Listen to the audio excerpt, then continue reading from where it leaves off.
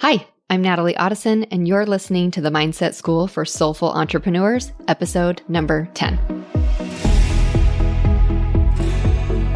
Welcome to the Mindset School podcast, a show for spiritual entrepreneurs who are ready to stop feeling stuck, reconnect to their soul's purpose, and create a deeply fulfilling life and business. I'm Natalie Otteson, transformational life coach and reconnection healing foundational practitioner. And I can help you scale and grow a six-figure business from a place of inner authority, wisdom, knowledge, and truth. If you are a spiritual entrepreneur and you are looking to take that first step towards your dream of running your own business, this is the show for you. Ready to step into your power and move forward with clarity and purpose? Let's go. Hello, spiritual entrepreneurs. I get asked this all the time. What are some of your favorite spiritual books that got you started? So I thought it would be fun for my 10th episode to share one of my favorite books that really helped me along my spiritual journey. And it also happens to be one of the books that I'm giving away in the podcast giveaway. So if you haven't followed, rated, and reviewed the podcast yet, what are you waiting for? Seriously, you could possibly win one of these amazing books and any other of the amazing prizes that I'm giving away. So anyways, the book I want to talk to you about today is called If Life is a Game, These Are the Rules by Chérie Carter-Scott. Whenever people ask me what my favorite book is or what was a game changer book for me, I always reference this book. And in fact, I've bought and given away so many copies of this book. It's ridiculous. This book really was a game changer for me. It was presented to me in a time of my life that I really needed to hear the words to help move me forward. It helped me build the foundation, the confidence, and really the understanding to help get me to where I am here and now. So in this book, she talks about 10 rules for being a human because, as you know, we were not given a manual when we came to this earth to figure out this crazy thing called life. So the first rule that she talks about in this book is you will receive a body. And we get to learn to either accept and respect or reject that body. And this one was a huge lesson for me, and it might be one for you too.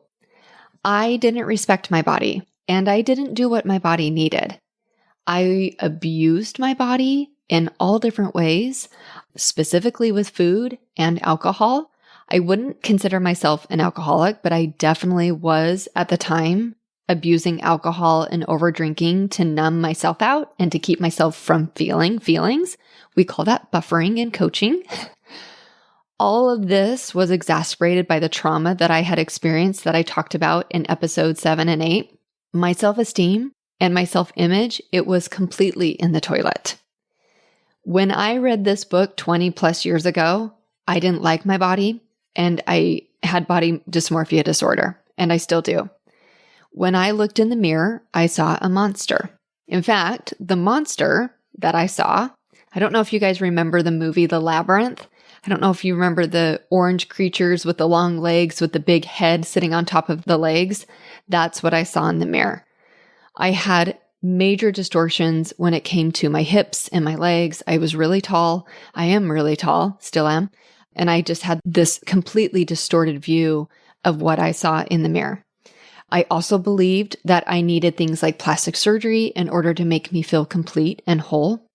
I ended up getting breast implants, hated them, felt like an imposter with them. And after having them for 10 years and getting severely ill with breast implant illness, I ended up having them removed 5 years ago. So 15 years total later, scars and all. Today I can say I love my body more than I ever have. So this first lesson, it was kind of this whole process of destroying my body to realize what I had was beautiful already. There was nothing I needed to do or change to be beautiful and worthy. And this has ended up being a repeating lesson and a theme in my life that has shown up in all areas of my life. To truly learn to love myself completely and whole. So around this same time, I was also introduced to a movie called What the Bleep. I don't know if you guys remember that one too, which was all about quantum physics and consciousness. And it actually ties into a lot of the framework of how I coach now, how our thoughts create our feelings drive our actions, and our actions ultimately create our results. And we have repeated thoughts, and those repeated thoughts become our belief systems. And those belief systems ultimately shape how we view and see ourselves. So there's a part in this movie where she's standing in front of the mirror, and all of the negative thoughts she thinks about herself ended up showing up on her skin all over her body. And I don't remember a ton about the movie, but I do remember thinking that would have been me covered in all of those words. All of those words that she was saying about herself, that is how I felt about myself. So later in the movie, there's a scene where she's practicing self-love, and she takes this pen and she's literally writing the words that she wants to think about herself, these love notes, so to speak. She was writing them all over her body, all over her skin, and she was covered in them.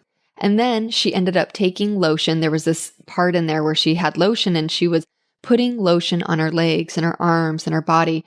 And she was genuinely speaking these loving, kind, and thoughtful words to herself and her body. And that ended up being a really important exercise that I ended up doing myself as I learned to love and accept this beautiful body that I have been given. So if you're struggling with negative self-talk, this could be a beautiful exercise for you to try as well. So rule number 1, we're given a body, and we get to accept, respect, or reject. It is our vessel in this life that is housing our soul, and we get to love it and work with it or against it. And I believe the reason why this is number 1 is because it all starts with loving us first. Once we're able to heal and build the relationship with self, everything else falls in place. In fact, when I'm working with a client who is struggling with self-worth and loving their own body, we always work on making it neutral. I have a body. You don't have to love it yet. And in fact, you can't go from hating to loving your body, but you can 100% believe that you do in fact have a body. And we just start building from there. So that's lesson number 1. And in my opinion, it's a big one, because as we're able to learn and deepen into loving and accepting ourselves, we can deepen into loving and accepting others on a whole new level. Lesson number 2 is you will be presented with lessons. This one was really powerful to me. We are given lessons, and then we are here to learn from those lessons. Almost like we're in school, and instead of graduating from one grade to the next, we're graduating to the next lesson or experience. So I love what she says in her book. She says the challenge of rule number 2 is to align yourself with your own unique path by learning individual lessons. She says individual lessons. We are here to learn, not what somebody else is here to learn or what you think somebody else should learn. It's all about you. And it's such a beautiful reminder to not compare your journey to what other people are going through or somebody else's journey, and to approach it with this beginner's mind. Meaning, how can you stay open and receiving and curious as you go through this process of learning these lessons of what's available to you in that lesson? So if you find yourself asking the question, why is this happening to me? I want to offer instead, what can I learn from this experience? Or what is this experience trying to teach me? Number 3 is, there is no mistakes, just lessons. I love this. She says, growth is a process of experimentation, a series of trials, errors, and occasional victories. The failed experiments are as much a part of the process as the experiments that work. What I love the most about this is that it almost gives me, I don't know if it does for you, this permission of the mistakes that I've made, the mistakes in quotation that I've made, Like they're just all part of my growth process. And it almost gives me a sigh of relief to know that it's just part of the process. So what we perceive as failures are all part of the beautiful lessons. We are here to learn. And I think I mentioned this in either episode 7 or 8. As hard as some of these lessons were for me to go through, to learn, to experience, they have absolutely shaped every part of who I am today. Just as these lessons and experiences are shaping who you are or have shaped who you are. And I don't know about you, but I am proud of that person. And I hope that you can say the same. And if that might be a struggle for you, I want you to ask, how can you embrace your past and have compassion for your own journey? I love this. She says, compassion is the emotional glue that keeps us rooted in the universality of the human experience as it connects you to your essence into the essence of those around you. Oh, so good. So good. So to me, this is the kind of concept where what's meant for you will always be meant for you. There is no mistake in the lessons that you've been given, and these lessons are here to help you expand your soul and to take you where it is that you need to be. It also puts you in spiritual alignment, just like I talked about in episode 8, especially when you're building this spiritual business. I truly believe that everything that I have been through is so that I can help my clients through the exact same thing in their own life. And it's because of these experiences that I've gone through that I am able to help other women through the exact same thing. Lesson number 4 is lessons are repeated until they're learned. So she says in her book, to face these challenges means you need to accept the fact that something within you keeps drawing you to the same kind of person or issue. And the challenge is to identify and release the patterns that you are repeating. And then she says, as any good facilitator or therapist will tell you, this is not an easy task since it means that you have to change, and change is not always easy. She also says staying just as you are may not help you advance spiritually, but it certainly is comfortable and it's familiar. I think we probably all have somebody in our lives, and it could even be us, who has repeated experiences over and over and over again. In fact, you may even say to yourself, when are they going to learn their lesson? Just like my dad said to me, when is she going to learn her lesson? And some of us know people where maybe it didn't turn out so well. Because of these lessons that we're here to learn, they get to be repeated until we do learn from them. And when we don't learn from them, these lessons, they come bigger and louder until they finally get our attention one way or another. So this actually shows up a lot in astrology. One of my favorite things to do with my clients and talk about, if you're ever sitting in a room with me, I love to talk about astrology because we have our Saturns, and Saturn is our life lesson. And every 7 years, we kind of get a check-in on those life lessons. And then we have a really big coming around or, knock on the door when we turn about 28 to 30 and then 58 to 60, where those life lessons, they really kind of come screaming at us. And if we're not paying attention and we're not doing what we need to do, it can really lead to painful points in our lives and painful lessons for us. So again, these lessons, we can either learn from them or we can repeat them. Lesson number 5 is learning does not end. So she says the challenge to rule number 5 is to embrace your role as a perpetual student of this life. She also says that it may come as a relief to finally understand that you never actually master life, and that striving to do so will only lead to frustration. The best you can do is strive to master the process by which you experience it. For me, this took me on the journey of surrender, non-attachment, acceptance, humility, and even having to be flexible. She talks about several of these in the book, and they're beautiful topics to kind of dive into. But the learning, it never ends. And we are this perpetual student in life. Lesson number 6, there is not better than here. She says many people believe that they will be happy once they arrive at some specific goal they set for themselves. When your there has become your here, you will simply attain a there that will look better than your present here. I love this, and this has shown up in so many different ways by so many different teachers for me. And I believe that gratitude is one of those ways that we can truly embrace our here.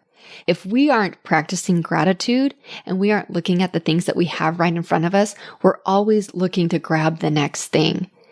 And when we're grateful for what we have and what we have is enough, number one, you'll end up having more. But number two, if you concentrate on what you don't have, you will never, ever, ever have enough. So we have to really learn to love and embrace where we are right here, right now, even if it's not exactly where we think that we want to be. Lesson number 7 is others are only mirrors of you. I'm sure many of you have heard this before.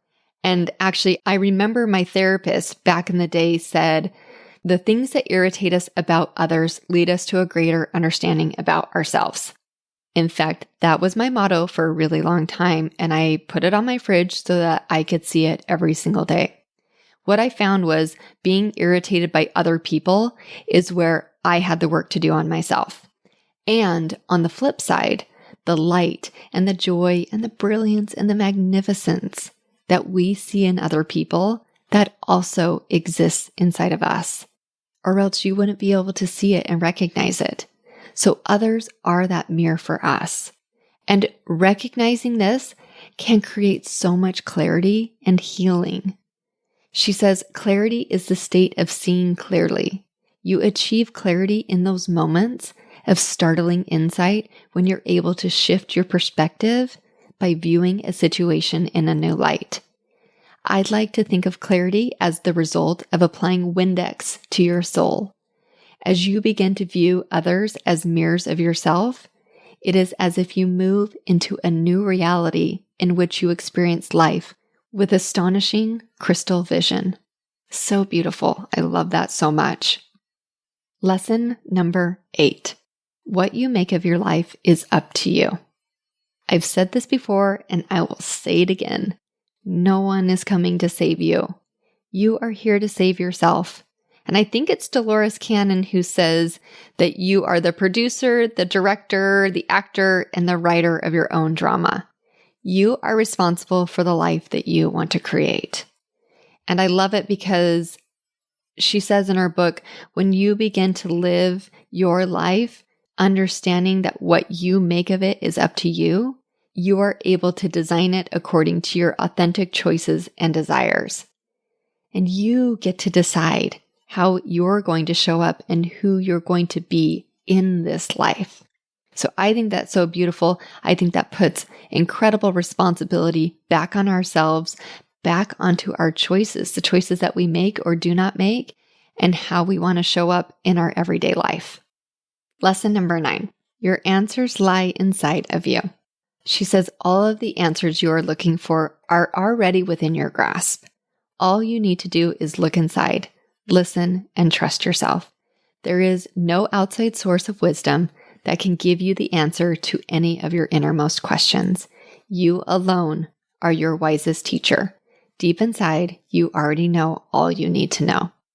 I believe this with every fiber of my being, and it is one of the foundational principles as a coach for me. I truly believe that you have all of the answers inside of you. I believe that you have been given an intuition and a guidance system, and that all of the information you need is inside of you. The brilliance with having a coach is that sometimes a coach can ask you the right questions and help bring that clarity forward for you, especially when you might be struggling because you have a human brain that's going to offer you all sorts of drama and problems, because that's what the brain does. So having a coach who believes, first of all, that you have the answers inside of you is going to help guide you to your own inner wisdom, which is exactly what I help my clients do. Lesson number 10, you will forget all of this at birth. So she says the challenge of rule number 10 is to remember your truth again and again, and to create ways to find your way back when you forget. You do this by learning the advanced lessons of faith and wisdom and ultimately limitlessness. Mastering these takes you to a deeper level of consciousness and a far greater realm of spiritual expansion. So when you came to this planet, your memories were wiped clean.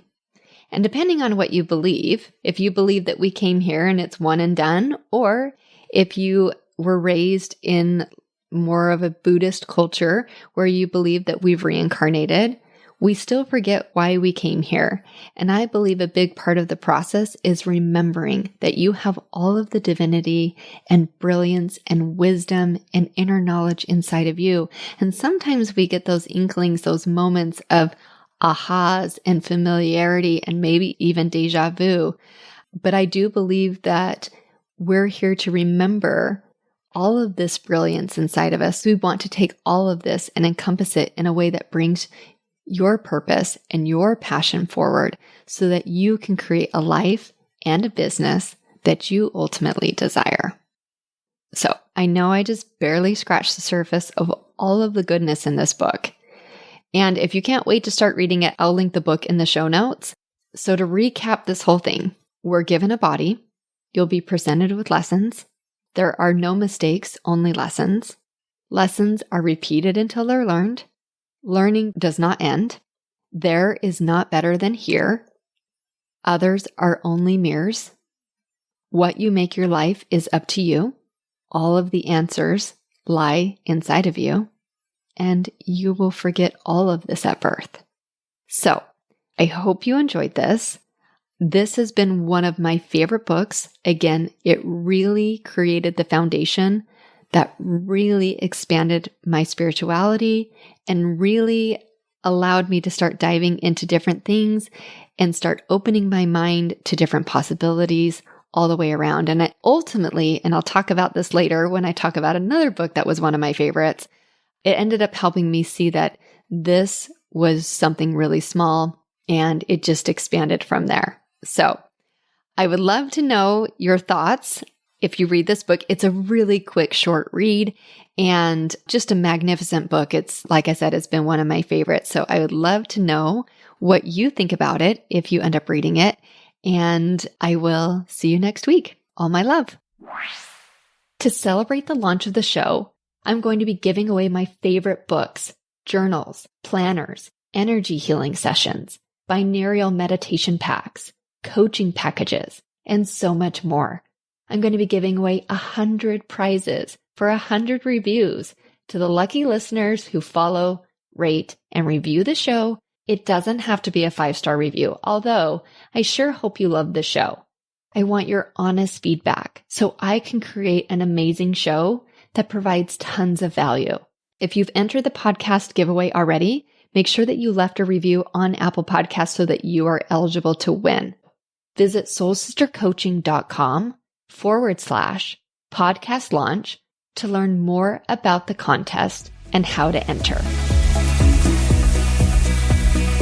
Thank you for joining me for this week's episode of the Mindset School. Ready to dive deeper into finding your purpose and create a deeply fulfilling life? Visit soulsistercoaching.com for more guidance and resources. See you next week.